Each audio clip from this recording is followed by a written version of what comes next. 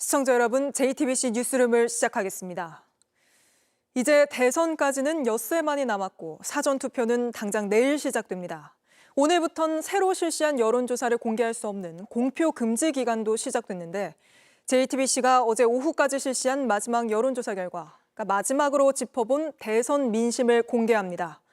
민주당 이재명 후보 48%, 국민의힘 김문수 후보 35%, 개혁신당 이준석 후보 12%로 집계됐습니다.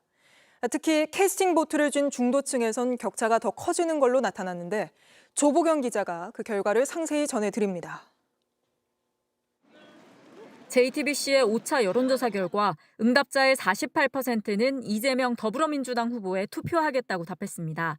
김문수 국민의힘 후보에 투표하겠다는 응답자는 35%, 이준석 개혁신당 후보는 12%였습니다. 중도층에선 이재명 후보가 53%, 김문수 후보가 25%, 이준석 후보가 16%로 나타났습니다. 지역별로 보면 서울에선 이재명 후보 43%, 김문수 후보 41%로 오차 범위 내에서 대등했고 보수세가 강한 대구 경북 지역에선 김 후보가 55%로 과반을 차지했습니다. 부산, 울산, 경남 응답자 중 45%는 김 후보를 선택했지만 이 후보도 38%를 얻어 오차 범위 내였습니다.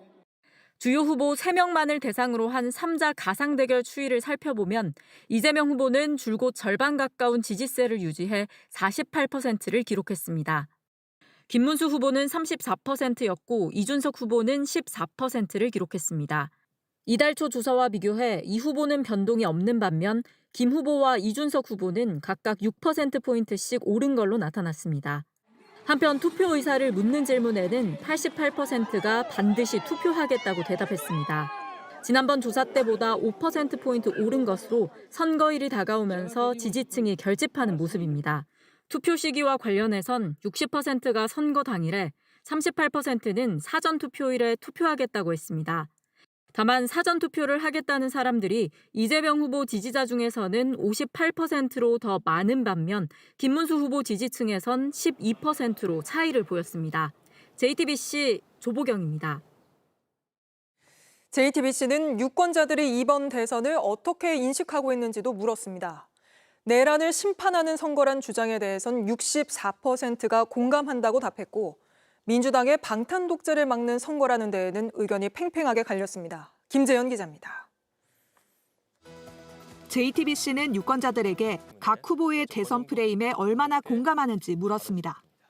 이재명 민주당 후보는 이번 선거가 윤석열 전 대통령의 계엄과 파면에서 비롯됐다고 부각하며 내란을 심판해야 한다고 강조합니다.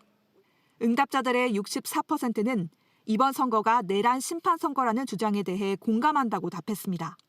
공감하지 않는다는 34%보다 2배가량 많았습니다. 이 후보 지지자는 96%가 공감했고 김문수 후보 지지자는 25%, 이준석 후보 지지자는 58%가 공감해 보수 후보 지지자들 사이에서도 심판론의 의견 차이를 보였습니다.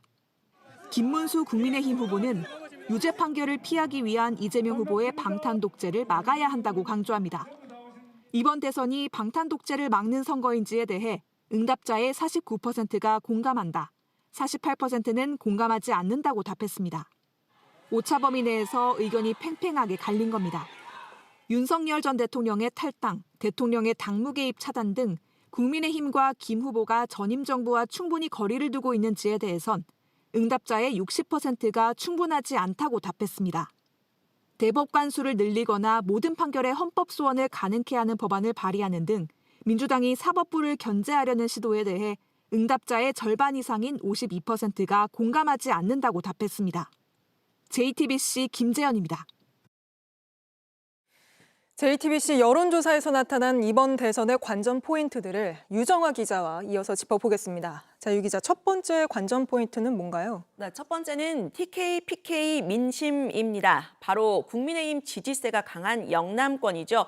이번 대선 12.3 내란으로 치러지는 조기 대선인 만큼 수도권이나 충청 같은 기존의 캐스팅보트 지역뿐 아니라 영남권의 여론까지 출렁이고 있다는 분석입니다. 지난번 조사와 비교를 하기 위해서 가상 3자 대결 결과 한번 보겠습니다. 오늘 저희 JTBC 조사에선 TK 지역 지지율 이재명 후보 24%, 김문수 후보 51%로 김 후보가 과반으로 나타났습니다. 이달 초 조사 때보다는 김 후보의 지지율이 9%포인트 올라 지지층이 결집을 했지만 지난 대선 윤석열 당시 후보가 얻었던 70대 득표율에는 못 미칩니다. 이 보수층 지지자들이 김문수 후보와 이준석 후보로 나뉜 걸로 보입니다. PK 지역 지지율은요. 이 후보 39%, 김 후보 43%였습니다. 지난 조사에 이어서 오차 범위 내로 나타나면서 이번 대선의 승부처가 됐습니다. 이 때문에 김 후보 오늘 PK, TK를 차례로 돌면서 지지를 호소했고요. 이 후보 역시 선거운동 초반 영남 지역에 힘을 쏟았습니다.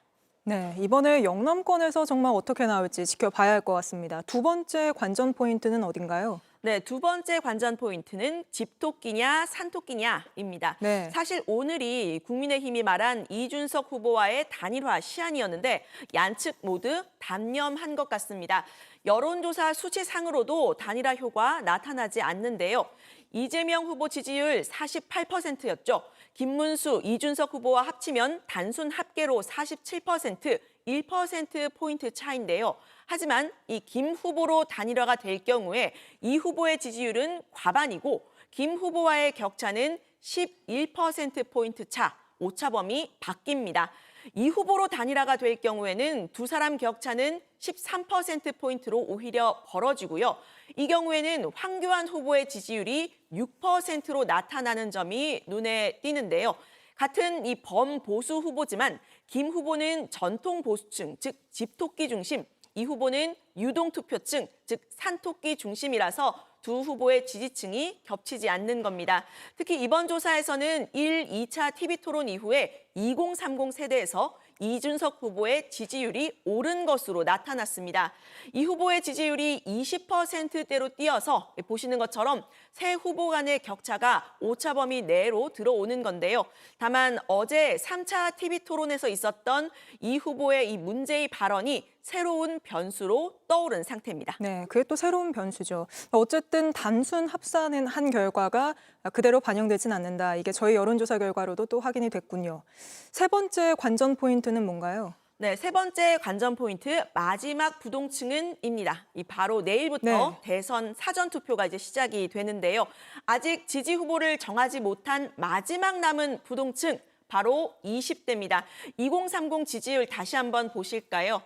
20대 이하에서 지지 후보가 없거나 모른다고 답한 부동층이 10%로 나타납니다. 전 연령대에서 유일하게 두 자릿수인 건데요. 20대 혹은 2030의 표심이 이 후보 간의 격차를 늘리느냐 또 줄이느냐 이 관건이 될 것으로 보인다는 게 전문가들의 분석입니다. 네, 알겠습니다. 이번 대선의 관전 포인트 세 가지 유정아 기자가 짚어드렸습니다. 이어서 후보들의 유세 현장으로 가보겠습니다. 먼저 민주당 이재명 후보는 하루 종일 서울 동쪽을 공략했고 검찰, 대법원, 군, 권력기관의 고강도 개혁을 예고하는 공약집도 공개했습니다. 이재명 후보의 유세 현장부터 김한수 기자가 보도합니다.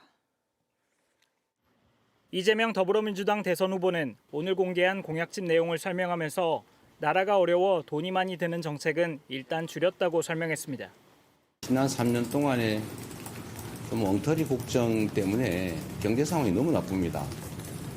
거기다가 부자 감세를 너무 많이 하는 바람에 재정이 거의 아주 나쁘게 표현하면 거덜나다시피 바닥을 보이고 있어요. 관심을 모은 여성가족부 관련 정책도 따로 설명했습니다. 성평등 가족부라는 명칭이 적정하겠다. 폐지하지 말고 이름을 바꾸고 오히려 역할을 확대 강화하자. 이 후보는 유튜브 방송에 출연해선 자신의 주식 투자 내역을 직접 공개하면서 국내 증시 활성화를 약속했습니다. 국장 탈출은 지능순 이러면서 하도 많이 탈출을 해가지고 다 돌아오게 해야죠. 광진구와 중랑구 주민들을 상대로 한 유세에서도 주가를 띄우겠다고 했습니다. 자본주의 시장경제의 심장, 이 주식시장, 금융시장부터 주가지수 5천을 향해서 우상향할 수 있도록 확실하게 책임지겠습니다, 여러분. 어린이 대공원 앞에서 유세를 마친 이 후보는 퇴근 시간에 맞춰 이곳 왕십리역 광장에 왔습니다. 오늘 하루 종일 동서울 쪽을 돌면서 수도권 중도층 표심 공략에 집중했습니다. 이 후보는 사전투표가 시작되는 내일 대학가인 서울 신촌에서 사전투표에 참여하면서 투표를 독려할 것으로 알려졌습니다. JTBC 김한수입니다. 국민의힘 김문수 후보는 지지층 결집을 위해 TK와 PK 지역을 돌았습니다. 김 후보는 사전투표를 해달라고도 외쳤는데 강희연 기자가 다녀왔습니다. 김문수 국민의힘 후보는 첫 유세지인 경남 창원에서부터 이재명 민주당 후보를 거칠게 몰아붙였습니다. 방탄 입법, 또 이재명 자신을 위한 방탄 재판, 검사들도 다 탄핵해 버립니다. 이런 방탄 괴물 독재, 여러분 이거 용서할 수 있습니까, 여러분? 부산을 찾아선 가덕 신공항 완공과 글로벌 해양도시 특별법 처리 등 지역 현안을 해결하겠다고 강조했습니다. 글로벌 해양 허브 도시 특별법을 만들고 바로 부산, 울산, 경남을 합쳐서 서울에 맞서는, 수도권에 맞서는 글로벌 해양 허브 도시가 될 수 있도록 확실하게 지원하겠습니다. 이어서 김 후보는 박정희 전 대통령이 설립한 영남대를 찾아 학생들을 만났습니다. 제가 생각하는 것은 영남대학교 안에 창업, 보육, 지원센터를 확실하게 강화할 겁니다. 현장의 경험을 가진 이 기업의 전문가나 연구자들이 학교 안에 들어오고. 김 후보는 오늘 대구와 부산을 포함해 영남 지역 7곳을 찾았습니다. 막판 지지층 결집을 위한 총력전에 나선 겁니다. 국민의힘 선대위는 부울경 분위기가 잡히면 남은 엿새 동안 김 후보의 상승세가 탄력받을 거라고 설명했습니다. 이준석 개혁신당 후보와의 단일화가 사실상 물 건너간 만큼 다시 김 후보 중심으로 분위기를 끌어모으는 모습입니다. 권성동 공동선대위원장도 비상계엄과 탄핵, 대선 후보 경선 과정에 대해 사과하며 표심을 호소했습니다. 김 후보는 내일부터 시작될 사전투표에도 꼭 나서달라고 강조했습니다. 투표 안 하는 것보다 사전투표를 하셔야 돼요. 아시겠죠? 저도 사전투표할 겁니다. 사전투표 우리가 감시를 철저히 하고 있으니까 투표하면 이깁니다. 김 후보는 내일 이재명 민주당 후보 지역구인 인천 계양에서 사전투표를 한 뒤 인천과 경기를 돌며 중도층 표심 잡기에 나섭니다. JTBC 강현입니다. 파면된 윤석열 전 대통령까지 부정선거 음모론을 키우면서 선관위는 이번 선거에선 아날로그 시계까지 들고 나왔습니다. 사전투표함이 보관되는 장소 CCTV를 24시간 다 공개해도 화면 조작이라는 음모론이 나오자 아예 이렇게 아날로그 시계도 함께 걸어두기로 한 겁니다. 최현수 기자입니다. 날이 없다는 것은 얼마든지 투표 용지를 복사해가 와서 투표했다라고 할 수도 있지 않겠습니까? 부정선거론자들은 사전투표용지는 조작이 쉽고 조작된 투표지를 투표함에 집어넣는 식으로 선거 결과를 바꿀 수 있다고 주장합니다. 선관위가 24시간 내내 실시간으로 투표함 보관소를 감시한다고 아무리 설명을 해도 의심을 거두지 않습니다. 저희가 24시간 CCTV 영상을 공개한 이유가 CCTV를 못 믿는다니까요. 보여주는 CCTV 영상도 못 믿겠다 하시면 더 이상 방법이 없는 겁니다. 사전투표함 어떻게 관리되는지 살펴봤습니다. 사전투표함이 보관되는 장소입니다. 투표함이 들어오게 되면요. 방문은 폐쇄가 되고요. 그리고 지금 보시는 것처럼 CCTV로 24시간 동안 실시간으로 외부인의 출입을 감시할 수 있습니다.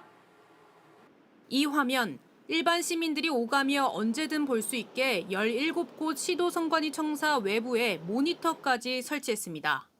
화면을 조작해 송출하는 것 아니냐는 의혹이 있어 올해는 보관 장소에 아날로그 시계까지 추가로 걸었습니다. 출입문에는 특수 봉인지를 붙여 열린 흔적이 남도록 했고 누군가 들어가면 즉시 경보가 울리도록 열 감지기도 설치했습니다. 침입이 발생하였습니다. 침입이 발생하였습니다. 내일 사전투표 때는 전문가와 시민으로 구성된 공정선거 참관단이 전 과정을 지켜봅니다. JTBC 최현수입니다. 오늘도 저희 기자들이 직접 현장을 돌며 들은 민심을 전해드리겠습니다. 오늘은 마지막 순서로 대선의 바로미터로 꼽히는 수도권의 두 권역, 서울의 한강벨트와 경기도의 반도체 벨트로 가보겠습니다. 선거가 막바지로 갈수록 민심이 요동치는 모습도 나타났다는데 배양진, 한민정 두 기자가 전해드립니다. 계속 왔다 갔다 하고 있어. 좀 결정적인. 아직은 결정도 안 했어요, 나는. 서울 민심은 한마디로 엎치락 뒤치락입니다. 한 여론조사에선 매주 1위 후보가 바뀌고 있습니다. 그 중에서도 바로미터로 꼽히는 한강벨트 북쪽, 마포, 용산, 성동 지역을 돌아봤습니다. 한 번 마음 정한 후보, 끝까지 찍어주겠다는 유권자들도 있지만 그건 전쟁이잖아요. 흔들리지 않습니다. 네, 흔들리지 않고 믿습니다, 그 사람. 믿음이 있어요, 저는요. 말씀하시면 그대로 시행하실 분 같고 거짓말이 없고 진실하다. 이슈마다 민감하게 반응하며 제3의 선택을 고민하기도 합니다. 4번은 이제 아예 제껴놓은 상태고. 정했죠. 젊은 친구. 대한민국 미래를 보고. 다른 분들은 아무래도 구태 정치. 이곳 용산을 비롯한 한강벨트는 표심이 자주 바뀌는 대표 스윙보터가 됐습니다. 부동산 가격 변동 때문이었다는 분석도 나오는데 이번 대선 후보들도 부동산 표심을 조심스럽게 바라보고 있습니다. 경기 남부의 중심이라고 불리는 수원과 용인 지역은 과거 보수 성향이 강했지만 최근 10년간 민주당 강세입니다. 이곳 광교 테크노밸리 등의 반도체 관련 업체들이 들어서면서 젊은 층의 유입이 늘어나면서입니다. 경기지사 출신인 이재명 민주당 후보와 김문수 국민의힘 후보 모두 경기도를 정치적 기반으로 두고 있습니다.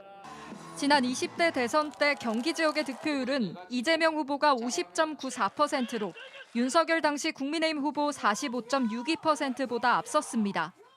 이번 조기 대선을 앞두고선 12.3 내란 사태가 유권자들의 표심에 영향을 끼치는 모양새입니다.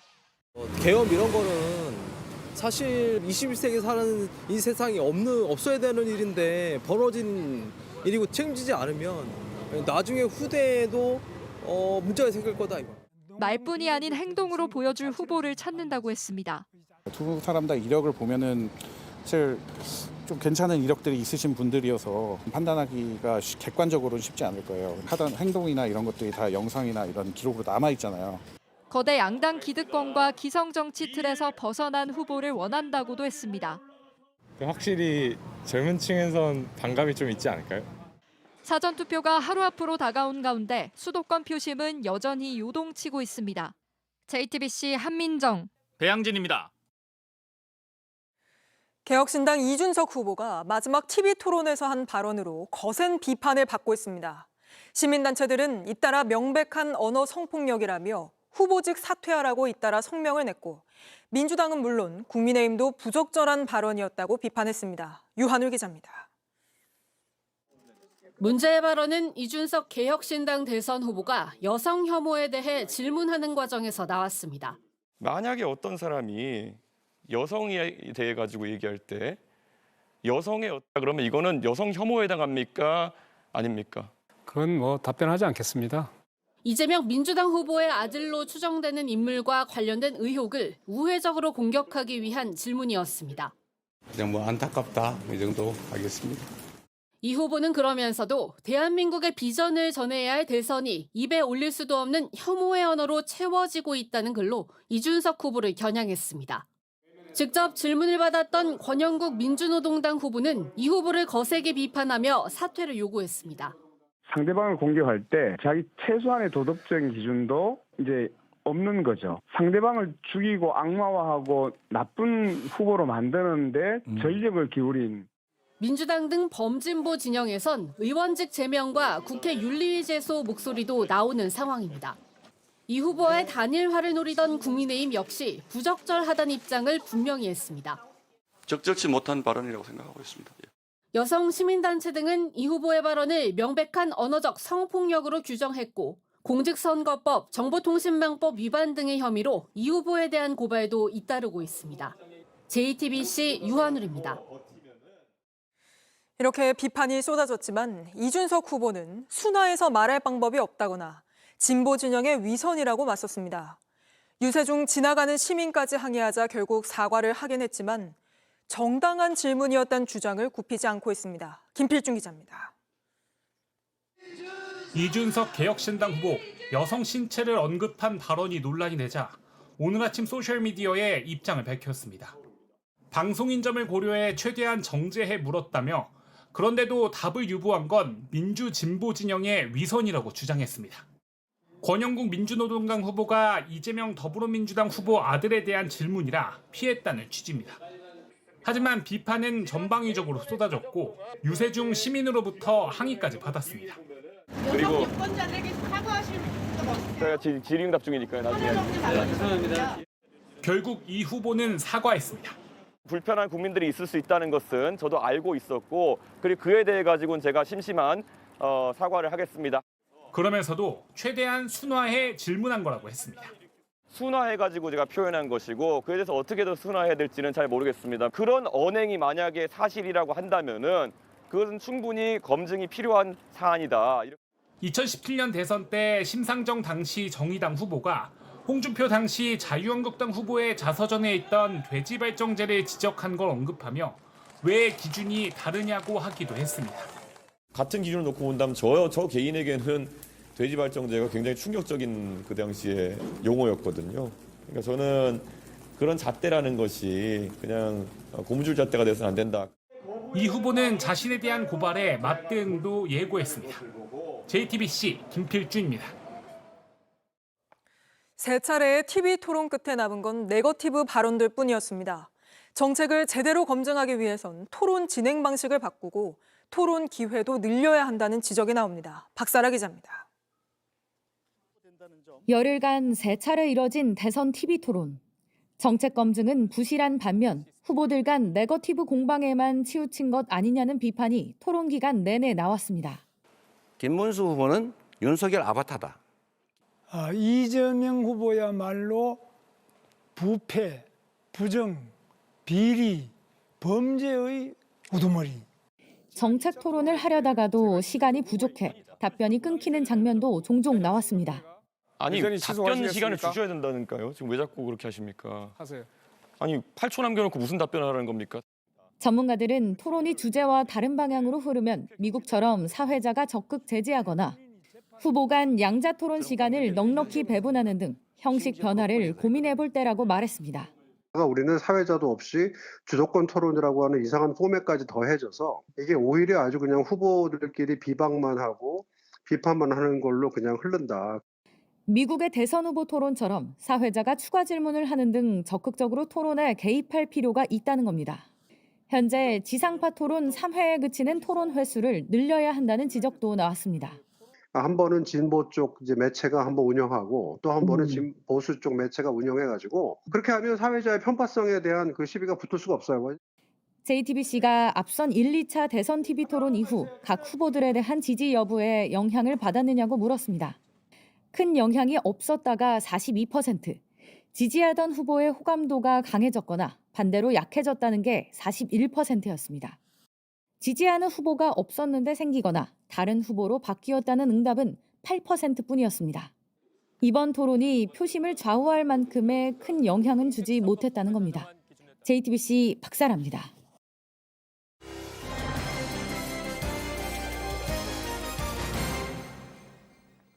네, 이어서 오늘의 대선 현장을 돌아보겠습니다. 황예린 기자가 나와 있습니다. 자, 황 기자, 첫 번째 현장은 어딘가요?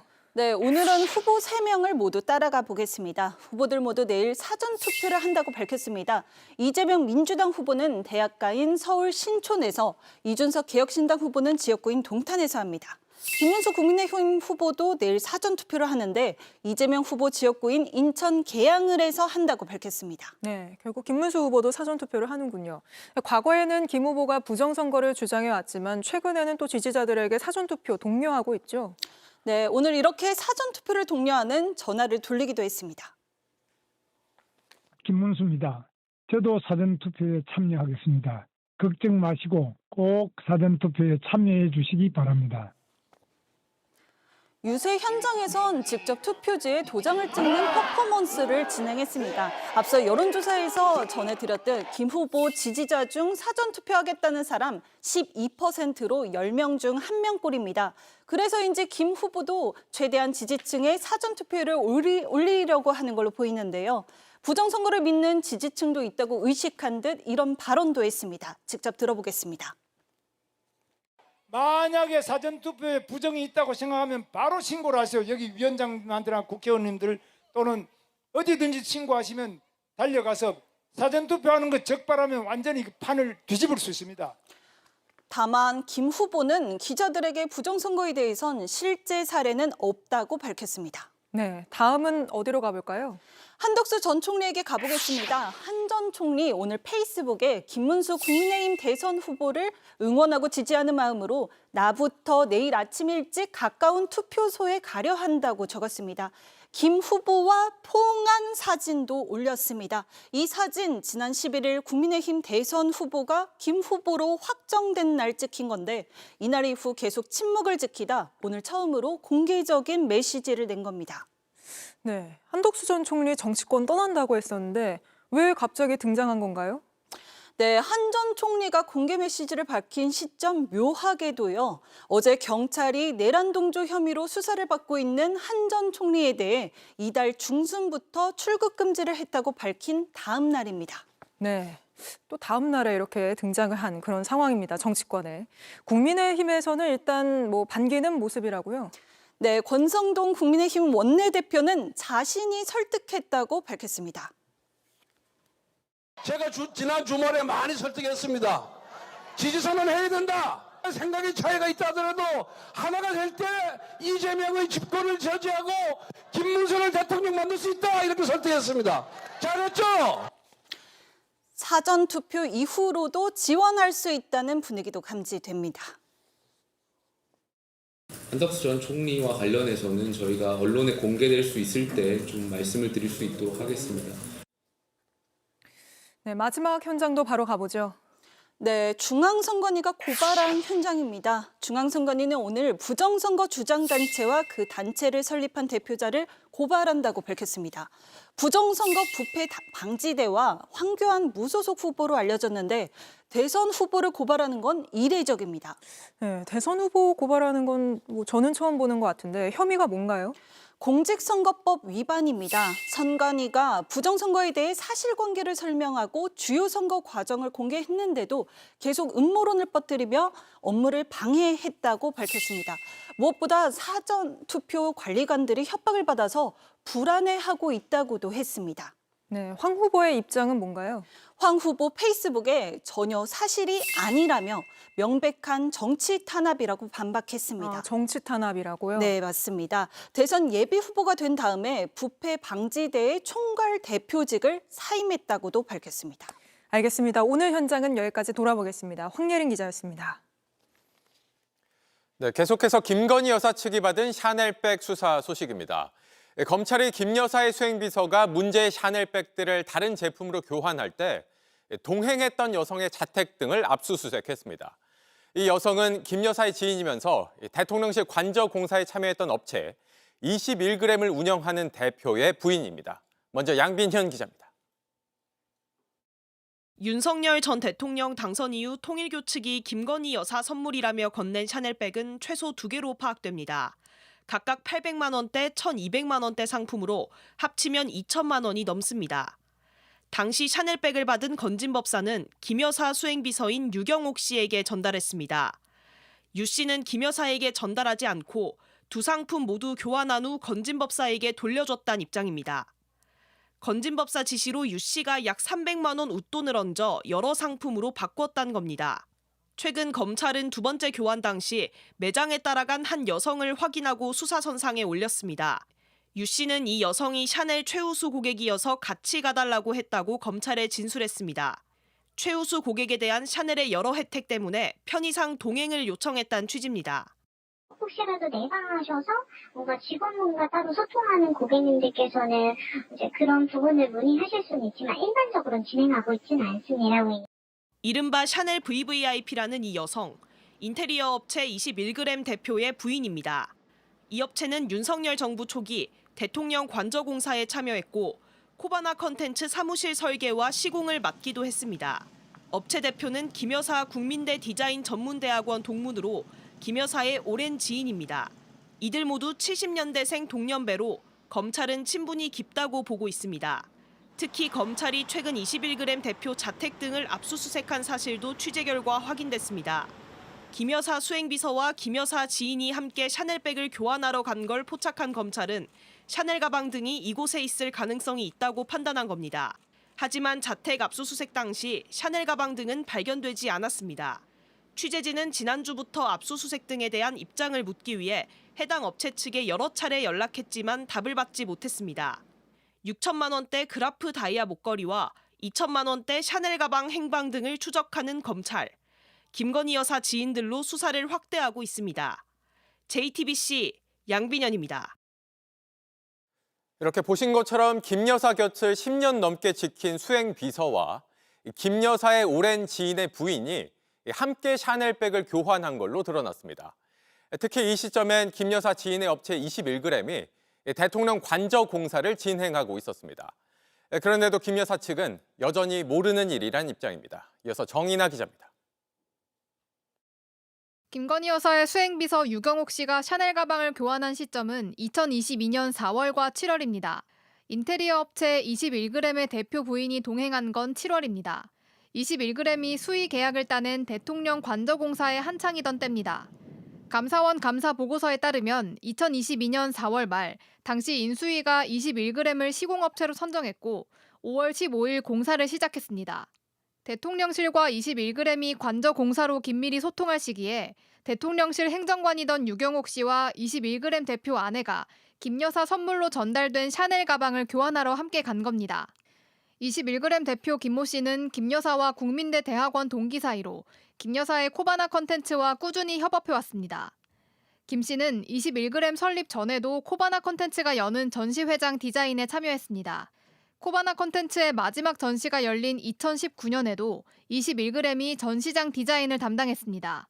김 여사와 매우 밀접한 업체인 겁니다.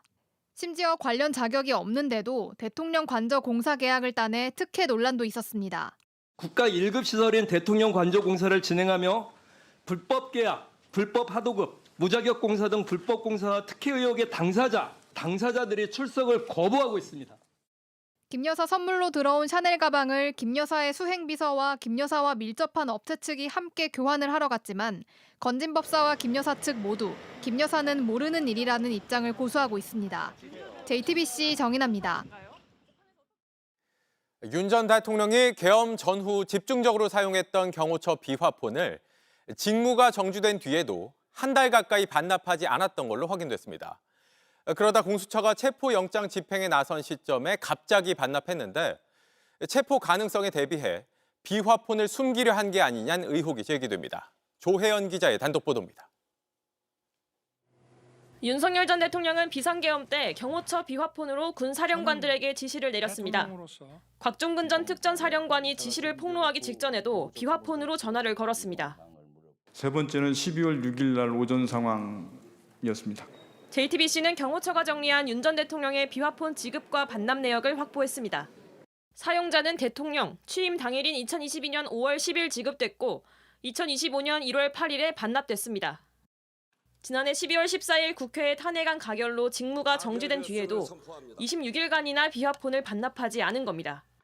당시 내란 수사가 한창이었고 특히 윤 전 대통령이 경호처를 통해 공수처의 체포영장 집행을 막고 있었을 때와도 겹칩니다. 직무 정지 기간에도 비화폰을 썼는지, 썼다면 누구와 어떤 통화를 했는지 조사가 필요한 이유입니다. 반납 시점도 주목됩니다. 공수처는 지난 1월 3일 2일차 체포영장 집행이 무산되자 경찰과 함께 더욱 강력한 체포 계획을 세웠습니다. 여기에 경호처 직원들의 이탈 움직임도 보였습니다. 그리고 비화폰을 반납한 지 꼭 일주일 만에 체포됐습니다. 더는 체포를 피할 수 없는 상황에서 공수처의 비화폰 실물을 노출하지 않으려고 서둘러 반납한 것 아니냐는 의혹이 제기됩니다. 공수처는 체포영장과 함께 수색영장도 발부받은 상태였습니다. 더욱이 윤 전 대통령 측은 경호처가 요청하지도 않았는데 먼저 비화폰을 반납한 것으로 알려졌습니다. 이에 대해 경호처 관계자는 직무 정지는 됐어도 현직 대통령 신분이었던 만큼 법령과 규정상 비화폰 제공에는 문제가 없었다고 설명했습니다. JTBC 조혜연입니다. 경호처 비화폰이 논란이 된 게 또 있습니다. 바로 롯데리아에서 계엄을 모의했던 민간인 노상원 씨에게도 이 비화폰이 지급됐다는 겁니다. 게다가 비화폰을 관리하는 경호처 관계자들조차 노 씨가 비화폰을 쓴다는 사실을 몰랐던 걸로 파악됐습니다. 윤정주 기자의 단독 보도입니다. 성범죄로 7년 전 불명예 퇴역하고 역술인으로 활동한 노상원 전 정보사령관. 하지만 이번 계엄에서 김용현 전 장관의 핵심 참모로 여러 작전을 지휘한 혐의를 받습니다. 현직 장성과 영관급 장교를 모아 롯데리아 모의를 주도한 인물입니다. 모의를 주도한 시점인 지난해 12월 2일 노상원 전 사령관은 9481 번호가 들어간 경호처 비아폰을 전달받았습니다. JTBC가 확보한 비아폰 관리 내역에 따르면 이 비아폰을 수령하고 반납한 건 김성훈 당시 경호처 차장의 비서관 김모 씨입니다. 김 비서관은 검찰에서 지난해 12월 2일 IT계획부 직원이 와서 차장님이 찾으신 것이라며 비아폰과 인수인계서를 줬다고 진술했습니다. 김 비서관은 당시 김성훈 경호처 차장에게 언질받은 것이 없었고 찾아가서 물어보니 양호열 당시 국방부 장관 비서관에게 전달하라 했다고 진술했습니다. 그러면서 비아폰 번호를 누가 사용한 건진 전혀 알지 못한다고 했습니다. 누가 쓸지도 몰랐던 이 비아폰은 양 비서관에 이어 김용현 당시 국방부 장관을 통해 민간인인 노상원 전 정보사령관에게 전달됐습니다. 계엄 전날 비아폰을 받은 노 전 사령관은 닷새간 사용한 뒤 반납했습니다. 김 비서관은 검찰에서 반납 당시 비아폰 단말기 담당자들이 여러 차례 누가 사용한 비아폰이냐고 물었다고 진술했습니다. 차장님 지시에 따라 반납하는 것일 뿐 누가 사용한지는 전혀 모른다고 답했다고 했습니다. 이 테스트 얘가 바로 노상원 씨한테 간 비아폰입니다. 예비역이라고 해서 예자를 썼다는 겁니다. 경찰은 비아폰이 계엄 전날 왜 민간인인 노 전 사령관에게 갔는지 누구와 어떤 통화를 했는지 추적하고 있습니다. JTBC 윤정주입니다. 캡틴 아메리카 복장을 하고 주한 중국 대사관에 난입하려 했던 윤 전 대통령 지지자에게 1년 6개월의 징역형이 선고됐습니다. 이렇게 폭력과 난동을 서슴지 않았던 극렬 지지자들, 최근 잇따라 실형을 받고 있습니다. 김혜리 기자입니다. 마블의 유명 캐릭터 캡틴 아메리카 복장을 한 이 남성. 윤석열 전 대통령 지지 집회에 꾸준히 참석하며 계엄을 옹호해온 40대 남성 안모 씨입니다. 안 씨는 지난 2월 14일 주한 중국 대사관에 난입하려다 현행범으로 체포됐습니다. 해볼래? 말도 좀 어눌한 것 같아. 한국분 아닌 것 같아. 야, 이거 패도 되죠? 니까. 이후 자신을 빨리 조사하라며 경찰서에서 난동을 부리다 출입문 유리를 부수고 경찰에게 폭언을 하기도 했습니다. 신원을 밝히라는 경찰에 가짜 미군 신분증을 제시하기까지 모두 5가지 혐의를 받고 있습니다. 1심 재판부는 공소 사실을 모두 유죄로 인정해 안 씨에게 징역 1년 6개월을 선고했습니다. 안 씨가 범행을 저지른 이유에 대해 개인적, 정치적 목적을 달성하기 위해 일반 대중의 관심을 집중시킬 의도가 있었다고 봤습니다. 범행 과정에서 경찰을 극도로 경시하는 태도를 공공연하게 드러냈다고도 지적했습니다. 그러면서 공권력과 국가법질서 보호를 위해 엄중한 처벌이 불가피하다고 양형 이유를 밝혔습니다. 안 씨는 미국 국방부와 주한미군이 사실이 아니라고 밝힌 중국인 간첩단 체포 기사의 취재원이었던 것으로 드러나 논란이 됐습니다. 경찰 조사 결과 취미로 미군복 코스프레를 즐길 뿐 미군에 입대한 이력도 없었습니다. 익명의 미군 소식통을 사칭해 허위 정보를 퍼뜨린 것으로 조사됐습니다. JTBC 김혜리입니다. 오늘 오후 서울 을지로 세운상가 인근에서 큰 불이 났습니다. 오래된 건물들이 밀집해 있는 곳이라 불이 계속 번질까 우려되는 상황인데 현장으로 가보겠습니다. 오원석 기자, 현재 불길은 잡혔습니까? 네, 아직 잡히지 않았습니다. 제 뒤로 보시는 것처럼 아직 현장에서는 짙은 회색 연기가 피어오르고 있습니다. 그리고 제 뒤에 바로 보이는 건물 2층 내부에서는 붉은색 불꽃이 살아났다, 다시 꺼졌다 반복하고 있는 상황입니다. 현장에서는 목이 따끔할 정도로 매캐한 냄새도 퍼지고 있는 상황입니다. 불은 제 뒤에 보시는 것처럼 상당히 오래된 건물 내부에서 발생했습니다. 진입로가 좁아서 소방차 여러 대가 출동했음에도 불구하고 내부로 바로 진입하지 못한 상황입니다. 소방당국은 화재 발생 1시간여 만에 대응 2단계로 올리고 총력 대응에 나섰습니다. 조금 전 소방은 대응 1단계로 낮춘 상황입니다. 서울시는 일대 다량의 연기가 발생했다며 외출 시에 마스크를 착용하도록 안전 안내 문자를 발송하고 대응하고 있습니다. 네, 인명피해 상황은 어떻습니까? 네, 다행히 처음 불이 난 건물 내부는 비어있는 것으로 확인됐습니다. 현재까지는 70대 남성 1명이 화재 이후에 연기를 마시고 병원으로 이송된 것으로 파악됐습니다. 하지만 아직 불길이 확실히 잡힌 것도 아니고 주변에는 워낙에 노후한 건물이 많아서 소방당국은 긴장의 끈을 놓지 않고 있습니다. 네, 지금이 퇴근 시간인데 이 주변 도로는 통제 중인 상황입니까? 네, 맞습니다. 화재 진압을 위해 을지로 3가와 4가 일대 도로가 통제된 상황인데요. 이 주변에 배치된 소방 차량만 최소 20대에 이릅니다. 그리고 현장 진압을 위해 출동한 인원도 400여 명에 달한다는 게 현장 소방 관계자의 설명입니다. 지하철역으로 연기가 일부 유입되긴 했지만 다행히 지하철은 아직 정상 운행하는 것으로 파악됐습니다. 화재 현장 인근에는 화재 당시에 70여 개가 넘는 업체가 운영 중이었는데요.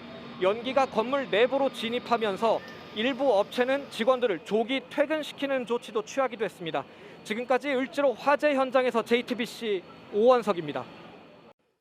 다음 소식입니다. 한 여성이 중고 거래 앱을 통해 아르바이트 자리를 발견하고 면접을 보러 갔다가 강제 추행을 당하는 일이 있었습니다. 억지로 술을 먹이고 성추행까지 벌였던 사장은 피해자를 맞고소하면서 지속적으로 괴롭혔습니다. 임예은 기자의 단독 보도입니다. 돈이 급했던 시기 이 20대 여성은 시급 3만 원의 아르바이트 공고를 지나치기 어려웠습니다. 하나 저기를 구할까 해가지고 알바 알림이 있어요. 공고를 보고 거리도 가깝고 이제 제가 일 끝나는 시간이 좀 맞아가지고 여느 구직 절차처럼 이력서를 제출했고 면접을 보러 갔습니다. 사장은 밥 한 끼 대접하겠다며 호프집으로 끌고 갔고 하기로 한 세차장 청소 수행 업무와는 무관한 질문이 계속됐습니다. 업무 잘하냐고 물어보고 받아가서 칼국수 먹고 운전해서 돌아오는 것까지 그것도 시급을 쳐주겠다. 마시지 못하는 술도 계속되는 강권에 억지로 마셨습니다. 이것만 마시면 너를 채용하겠다. 형님 필요하시다 하잖아요. 이후 업무 공간을 소개해주겠다며 사무실로 데려갔고 안마를 요구했습니다. 편하게 놀자. 저하고 안고 있는 것도 일이에요. 이것도 일이에요. 싫어요? 네, 싫습니다. 싫으면 안 되죠. 이것도 어떻게 보면 일의 한 부분이거든요. 같이 있는 거. 얘기 좀 할까요, 그럼? 아니, 선생님. 가보겠습니다. 완강하게 거절하자 강제로 눕히려 하고 추행하려 했다고 합니다. 곧장 경찰서로가 사장을 고소했지만 며칠 뒤 맞고소 소식이 들려왔습니다. 2차 가해는 여기서 그치지 않았습니다. 사장의 가족들은 피해 여성을 꽃뱀으로 칭하며 합의와 고소 취하를 종용하는 문자를 수차례 보냈습니다. 분명한 2차 가해고요. 저희가 원하지 않은데도 불구하고 피해자에게 계속 연락을 지속적으로 하고 경찰은 지난 7일 사장에게 강제추행 혐의를 적용해 불구속 상태로 검찰에 넘겼습니다. 반면 여성을 상대로 접수된 고소 사건은 무혐의 결론을 내렸습니다. 아예 그냥 기업에서 공채내는 거면 이런 거 아니면 못하죠. 돈이 부족해서 하나 더 구하려고 했는데. 그날의 상처도 후유증을 극복해내는 일도 피해자의 몫으로만 남았습니다. JTBC 임예은입니다. 지난달 강원 강릉시 항구에서 사상 최대 규모의 마약이 적발되는 사건이 있었습니다. 코카인 1.7톤, 돈으로 따지면 8천억 원이 넘는데 폐기하는 것도 쉽지 않은 양입니다. 조승현 기자입니다. 해경과 세관 직원이 화물선을 수색합니다. 기관실 뒤쪽 은밀한 공간에 코카인 꾸러미가 잔뜩 쌓였습니다. 딱 봐도 엄청난 양인데 정확히 얼마만큼인지 해경과 관세청이 공개했습니다.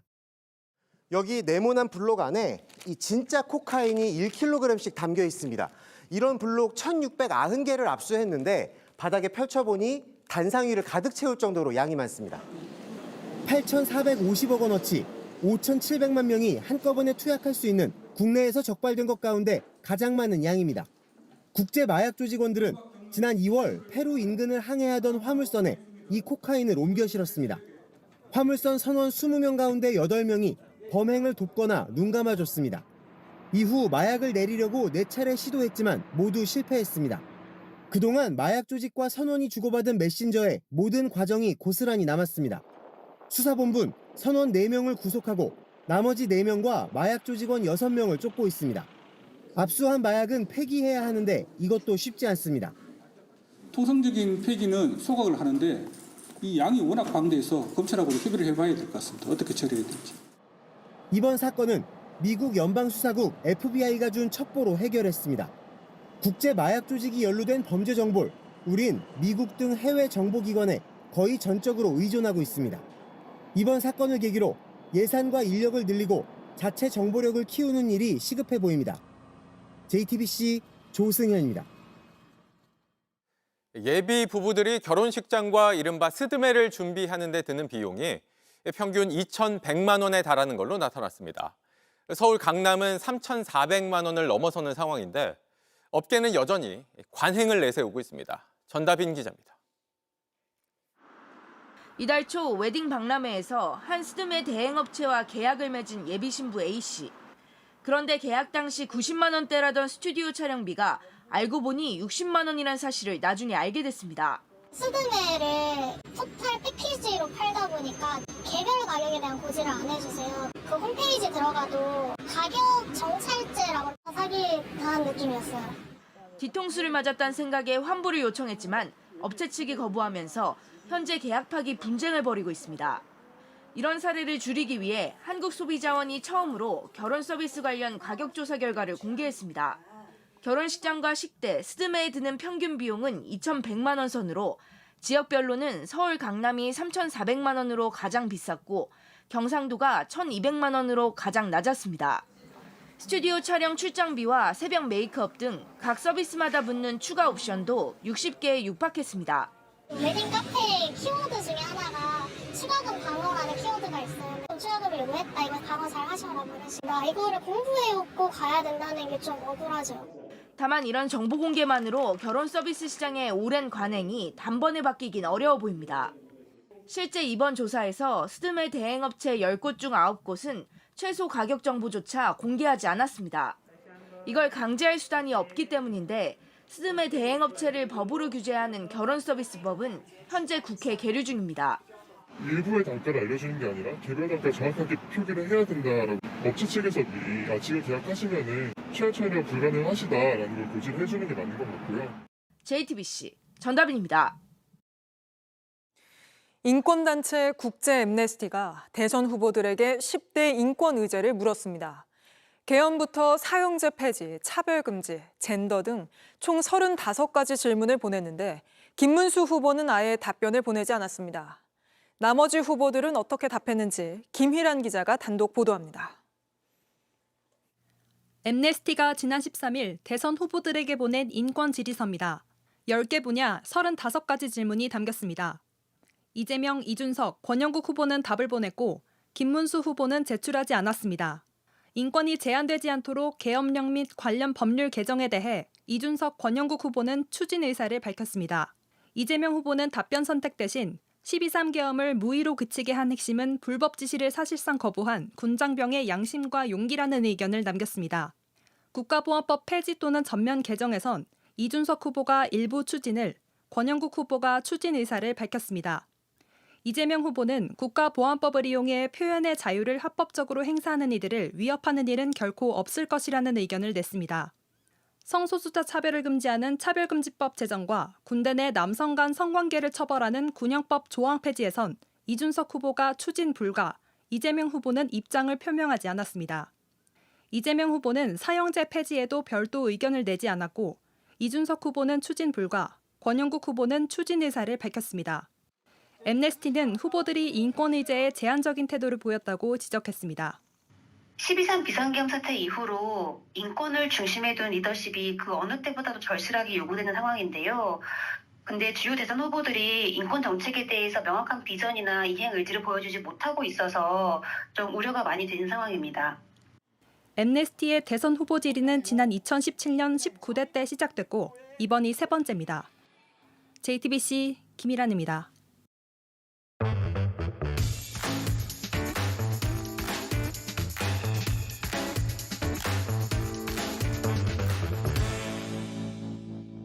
네, 돌아온 비하인드 뉴스 정치부 이성대 기자와 함께하겠습니다. 자, 이 기자 바로 볼까요? 네, 첫 번째 이슈 바로 보겠습니다. 김용태의 반격.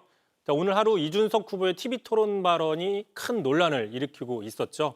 자, 국민의힘에서는 일단 거리 두기를 하면서도 적절치 않다는 입장을 밝히기도 했습니다. 자, 김용태 비대위원장도 좀 비판적인 입장을 내놨는데 먼저 그 발언 한번 들어보겠습니다. 이준석 후보가 제 옆에 있었으면 혼났을 거란 말씀을 되돌려드리고 싶습니다. 이준석 후보는 말씀을 인용했고 물론 그 인용을 하는 과정에서 그것이 대선 TV 토론에서 적절했는가 의문과 비판이 있을 수 있습니다.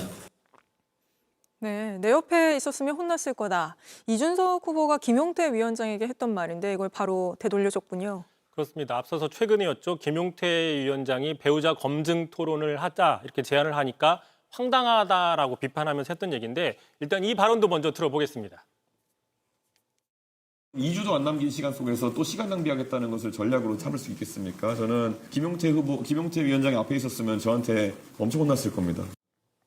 자, 그런데 일단 배우자 검증을 하자는 발언과 여성 혐오적 발언 논란을 같은 급으로 놓고 볼 수 있느냐 뭐 이런 지적은 나오고 있고요. 네. 어쨌든 김용태 비대위원장은 이준석 후보를 비판하기 이전에 그 발언이 먼저 했던 사람도 같이 비판해야 된다라면서 양비론적 입장을 취하고는 있습니다.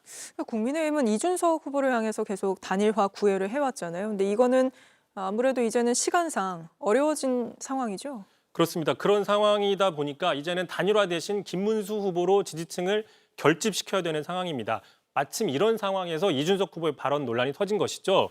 자, 나경원 공동선대위원장 그러다 보니 페이스북에 이런 글을 올렸습니다.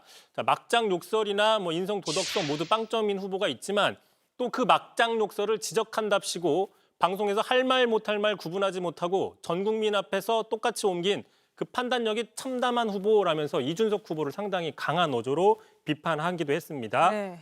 자, 또 이수정 수원정 위원장도요 자신의 페이스북에 관련된 여러 글을 올리면서 자, 이준석의 안녕은 이제 김문수 후보가 대통령이 되느냐에 달렸다라고 적혀 있는데 마치 이 후보 지지층까지 겨냥해서 사표를 방지하자라고 그 사표 심리를 자극하는 게 아니냐 이런 분석이 있습니다. 네, 이수정 교수는 또 저런 글도 올렸군요. 다음 이슈도 보죠. 자, 두 번째 이슈 바로 보겠습니다. 이재명 전문가의 꿀팁. 자, 자타공인 명실상부한 이재명 전문가가 있습니다. 정치권에. 누구죠? 바로 권성동 원내대표죠. 자, 오늘 경남 유세에서 자신이 6개월 동안 무려 6개월 동안 이재명 후보를 연구했다 이런 발언을 했습니다. 일단 들어보겠습니다.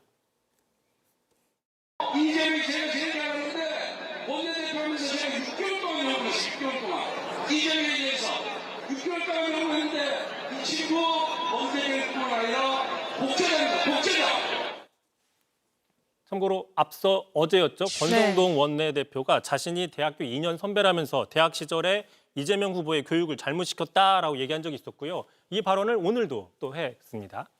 그러니까 두 사람 뭐 친한 사이다 이렇게도 알려져 있었는데 이게 선거가 다가오니까 비판 수위가 점점 올라가는 것 같아요. 그런 측면이 있습니다. 왜 그러냐? 지난 3월에는요. 경북 지역에서 큰 불이 났을 때가 있었습니다. 당시 이재명 후보가 내려갔을 때 그 이재민들이 항의한 적이 있었어요. 그러자 네. 권성동 원내대표가 자, 이재명 욕하면 안 되죠 라면서 두둔하는 모습을 보여줬습니다. 지금과는 다른 상이한 모습을 보여준 것이죠. 자, 그러다 보니까 권성동 원내대표의 논리대로면 범죄자이자 앞으로 독재자가 될 가능성이 있는 사람을 두둔해주고 있었다. 좀 논리적으로 좀 모순이 된다라고 볼 수도 있는 거고요. 네. 특히 오늘은 자, 이재명 전문가 입장에서 앞으로 이재명 후보를 막기 위한 떨어뜨릴 방법을 또 제시하기도 했습니다. 자, 그게 무엇인지 한번 직접 들어보시죠. 그리고 만약에 자식 중에 이재명 찍겠다 그러면 저 어디 여행 보내세요. 뭐 물론 농담처럼 얘기했지만 누구든 투표를 방해하거나 공개적으로 방해하라고 사주하는 경우에는 큰 문제가 될 수 있습니다. 그렇죠. 이게 선거가 코앞으로 다가오니까 국민의힘 안에서 발언 수위가 높아지는 것 같아요. 그렇습니다. 또 열심히 선거운동을 하고 있는 사람이 있습니다. 바로 안철수 상임위 공동선대위원장인데요. 당내 경선 때만 해도 김문수 후보의 그 탄핵 반대 움직임을 강하게 비판했었는데 지금은 누구보다도 또 앞장서서 선거운동을 하고 있습니다. 자, 오늘도 앞장서서 이재명 후보를 비판했는데 너무 앞장선 나머지 선을 넘은 게 아니냐 이런 또 지적이 나왔습니다. 네. 어떤 발언 때문인지 직접 들어보시죠. 이재명은 이제 명의 다 했습니다. 억지 부리고 딴 말하고 딴 데만 이렇게 보고 말도 안 되는 답변하는 놈. 놈 이름 하면 안 되지. 예, 누구였습니까? 네, 아무리 유세전이 치열해지더라도 저렇게 상대 후보 향해서 비속어를 써서는 안 되겠죠. 다음 이슈도 보죠. 자, 세 번째 이슈 보겠습니다. 아랍에서 온 지지자. 자, 자, 지난 23일 2차 TV 토론 중에요. KBS의 그 공식 계정으로 김문수 후보를 지지하는 댓글이 나와서 논란이 된 적이 있습니다. 네. 자, 유튜브 중계 화면의 댓글창을 좀 보시면 자, KBS 계열 채널이죠. KBS 월드 아랍의 소식을 전달해주는 KBS 월드 아라빅이라는 계정으로 문수 오늘 잘하신다라는 댓글이 올라왔습니다. 네. 자, 공영방송으로서 특정 후보를 응원하는 것은 공정성에 문제가 있다. 이런 비판이 나온 겁니다. 그렇죠. KBS는 뭐라고 합니까? 자, 당시 논란 직후에 KBS 측에서는 조사 중이라고 하면서도 자, 관계자가 작성한 글이 아니고 도용됐을 가능성이 있다 이렇게 밝힌 적이 있었습니다. 자, 그런데 다시 사내 조사를 해봤더니 전혀 다른 상이한 결과가 나온 겁니다. 이게 아랍에서 온 지지가 아니라 알고 보니 내부 직원이 올렸다라는 것이죠. 다만 실수라는 건데요. 댓글을 올릴 접근 권한이 있었던 직원 중에 한 명이 자택에서 TV 토론을 보다가 올렸는데 그게 KBS의 공식 계정인 줄 모르고 올렸다라는 설명인 네. 겁니다. 다만 이 해당 직원에 대해서는 사규 위반 여부에 대해서 검토해서 관련 절차를 밟겠다 이렇게 또 밝혔습니다. 어쨌든 도용이 아니라 직원이 쓴 건 맞았군요. 네, 내부 직원입니다. 아랍이 아니라. 네, 알겠습니다. 여기까지 듣죠. 이성대 기자였습니다. 트럼프 행정부가 외국인 유학생들에 대해서 소셜미디어 심사를 의무화하는 방안을 검토 중인 걸로 알려졌습니다. 이를 위해 전 세계 유학생 비자 인터뷰를 일시 중단했는데 한국인 유학생들의 우려가 커지고 있습니다. 로스앤젤레스 홍지은 특파원입니다. 미국 국무부가 외국인 유학생의 신규 비자 인터뷰를 일시 중단했습니다. 앞으로 비자 신청자의 소셜미디어를 의무적으로 심사하기 위해 준비 시간이 필요하다는 설명입니다. 대상은 학생이나 교환 방문자 등이 받는 FMJ 비자입니다. 다만 이미 예약된 인터뷰는 계획대로 진행될 예정입니다. 트럼프 행정부는 반유대주의 유학생 추방에 이어 아예 미국 유학의 문까지 좁히는 모양새입니다. 유학생들 사이에선 우려의 목소리가 커지고 있습니다. 생각보다 더 극단적으로 일이 좀 진행이 되는 것 같은데 좀 안타까운 건 있죠. 아쉽기도 하고. 아무래도 조금 꺼려지는 것 같아요. 말할 때나 SNS 활동할 때나 여러 가지로 좀 눈에 띄지 않게 하는 게 좋지 않을까. 아직 소셜미디어 심사 기준은 구체적으로 알려지지 않았습니다. 하지만 반유대주의뿐 아니라 반미, 반트럼프 성향의 게시물도 심사 대상이 될 수 있다는 전망도 나오면서 사실상 사상 검증이 아니냐는 비판도 제기되고 있습니다. 미국이 발전할 수 있었던 가장 큰 이유는 그런 자유로운 논쟁과 의견의 제시에 있어서 성역을 두지 않고, 근데 그런 면에서 지금 나아가고 있는 방향은 중국 정부나 다를 게 없어 보이고. 미국 대학들은 비인기 공학 분야에서 외국인 유학생 의존도가 높은 데다 재정적인 타격도 불가피해 오히려 역효과를 낳을 수 있다는 지적도 나옵니다. 지금 이렇게 뒷모습만 보이고 이름도 공개하지 않고 이야기를 할 수밖에 없는 이 환경이 바람직한 환경이라고 생각되진 않고. 말 안 듣는 대학들을 겨냥한 트럼프 행정부의 압박이 학문의 자유마저 해치고 있다는 비판이 제기되고 있습니다. 로스앤젤레스에서 JTBC 홍지은입니다.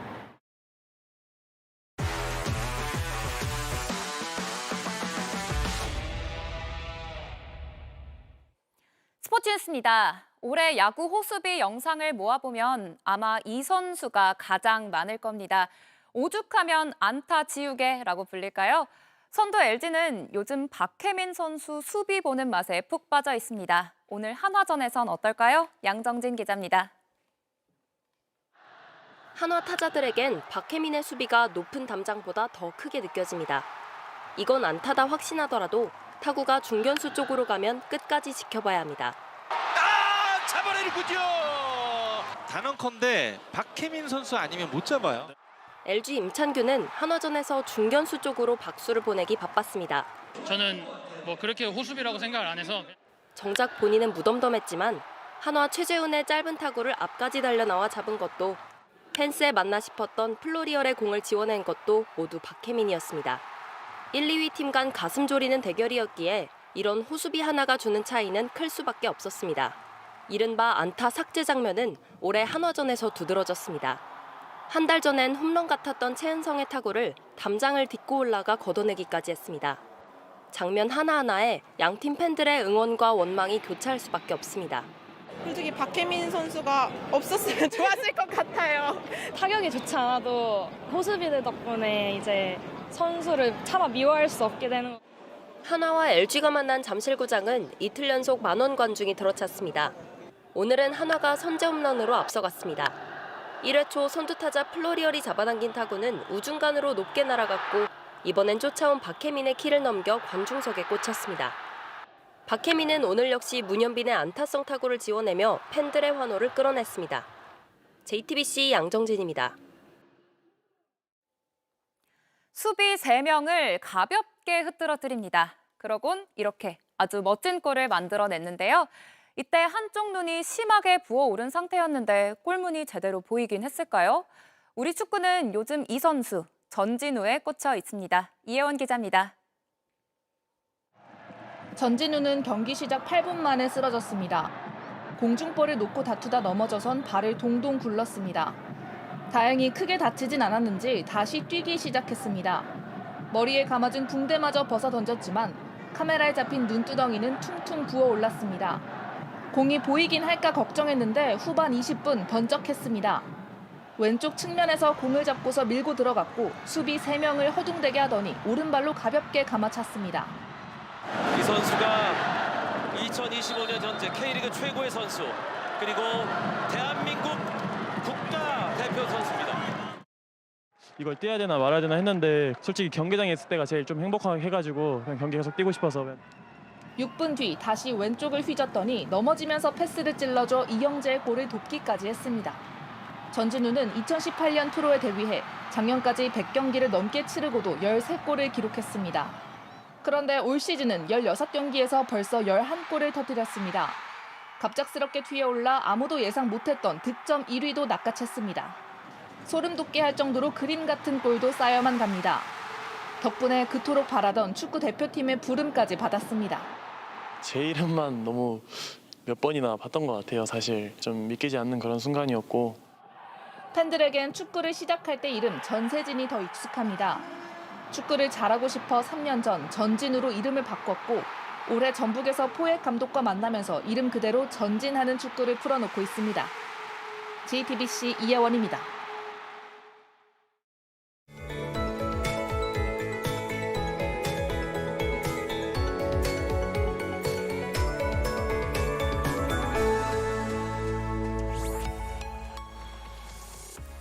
안녕하십니까. 배우 이상희입니다. 여름의 문턱에 접어든 요즘 한낮의 햇볕은 따갑지만 아직 아침 저녁 공기는 선선합니다. 저는 이번 주 토요일부터 방영되는 JTBC 드라마 국보위에서 펜싱 국가대표 출신 경찰 김종현으로 여러분을 만날 예정인데요. 정교하게 계산된 움직임으로 승부하는 펜싱처럼 오늘은 제가 날카로운 분석을 담아 날씨 소식을 전해드리겠습니다. 사전투표가 시작되는 내일도 서울의 낮 기온이 26도로 오늘과 비슷한 더위가 예상됩니다. 다만 낮에는 덥더라도 큰 일교차에 대비해 가벼운 겉옷은 챙기시는 게 좋겠습니다. 오후에는 내륙 곳곳에 소나기 구름이 지나겠는데요. 소나기의 양은 5에서 30mm 정도 되겠고 하늘이 맑다가도 천둥, 번개와 함께 강하게 쏟아질 수 있습니다.